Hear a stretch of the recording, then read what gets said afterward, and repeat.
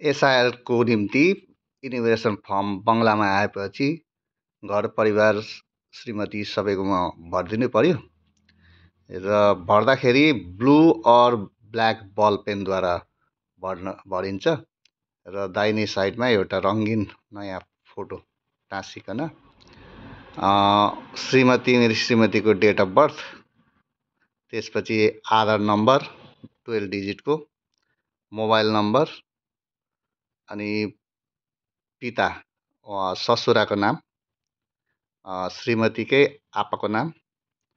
अनि उहाँ जीवित भएकोले गर्दाखेरि उहाँको भोट कार्ड नम्बर, आमाको नाम, उहाँको भोट कार्ड नम्बर, अनि स्वामी हस्बेन्ड मेरो नाम, अनि मेरो epic number, vote card number लेखेपछि मेरी श्रीमतीको भोटर कार्ड 2002 मा रहेछ र त्यो चाहिँ माइतकै भोटर लिस्टमा रहेको हुनाले गर्दा त्यो प्रिन्ट आउट गरिकन जस्ताको तस्तै जस्तो लेखेको छ त्यहाँ तामाङ, रेखा तामाङ, त्यही अनुसार उनको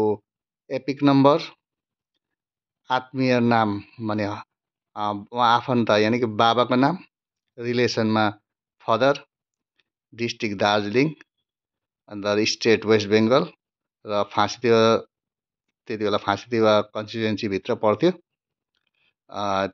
फाँसीदेवाभित्रै पर्थ्यो र फाँसीदेवा लेखियो विधानसभा क्षेत्र र यो त्यहाँ त्यति बेला 26, अहिले मटिगढा नक्सलबारी चाहिँ 25 हो, पहिला चाहिँ 26, अनि त्यति बेलाको पार्ट नम्बर र उनको सिरियल नम्बर लेखिकन श्रीमतीलाई नै साइन गरिकन आफ्नो साइन गरिकन चाहिँ यो पनि 2 कपी गरेर बिएलओ लाई जम्मा दिँदाखेरि एउटा रिसिभ गरिराख्नु पर्ने हुन्छ।